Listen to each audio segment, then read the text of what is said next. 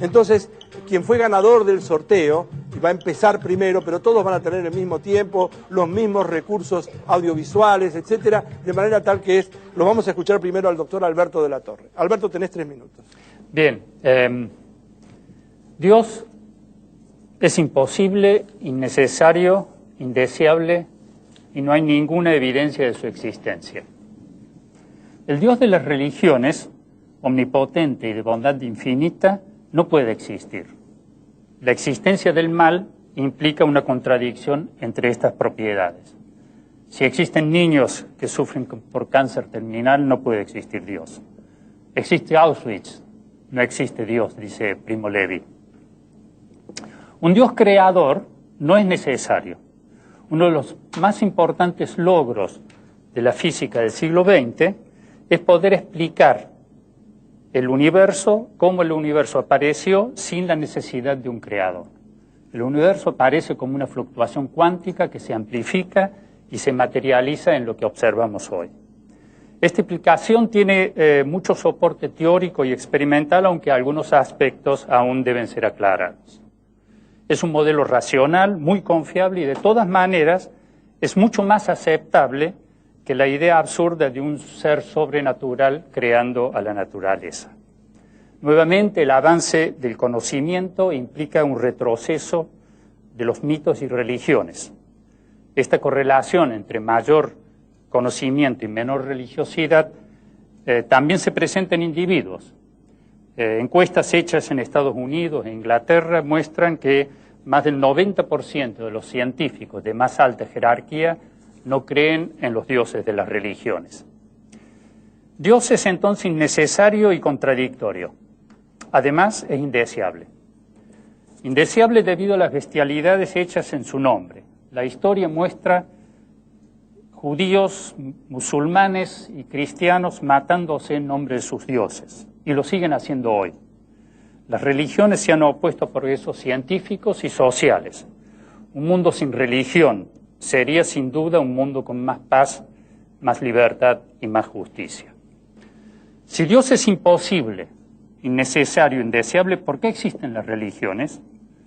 Existen porque son un sistema autosustentado que se nutre de todas las ideologías, que son instrumentos de poder de los grupos dominantes.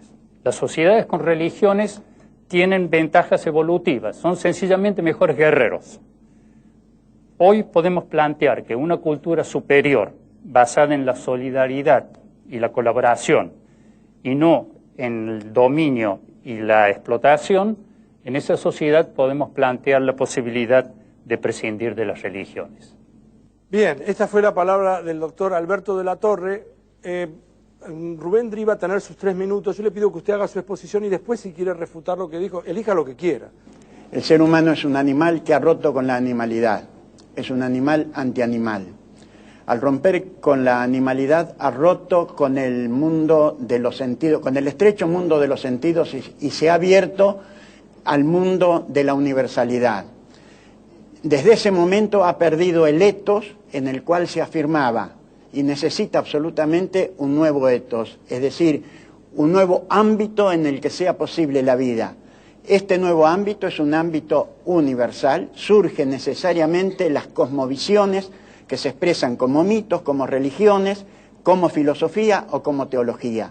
En primer lugar, como mito o como religión. El mito es religioso, la religión es mitológica, siempre se expresa mediante narraciones simbólicas, mediante las cuales se otorga sentido con acontecimientos que tuvieron lugar en el inicio. Tuvieron lugar en el inicio porque deben fundamentar precisamente toda la vida. Los símbolos fundamentales de las religiones son aquellos que unen lo fracturado. El ser humano es un ser esencialmente fracturado. Está fracturado con la naturaleza, está fracturado con los otros seres humanos, está fracturado con la trascendencia. Necesita precisamente superar esas fracturas. No la puede superar mediante la ciencia. La ciencia siempre va a lo particular, nunca es cosmovisiva.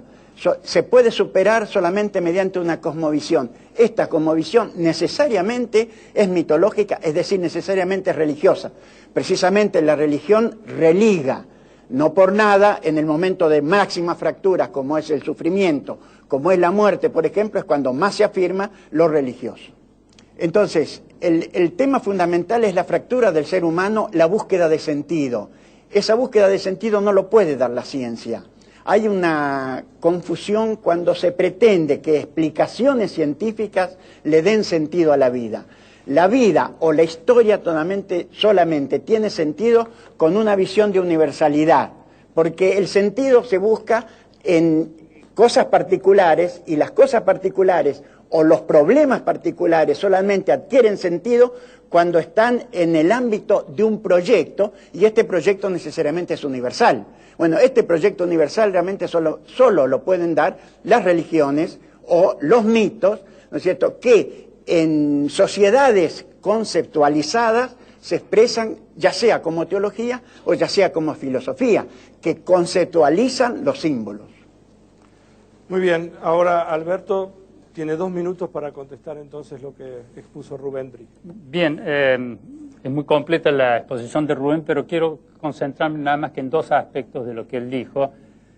Primero, con respecto a la unión que él hace entre los mitos, religiones y filosofía, dejando la ciencia de lado, creo que es un error. Justamente yo creo que la ciencia es parte de la filosofía y no los mitos.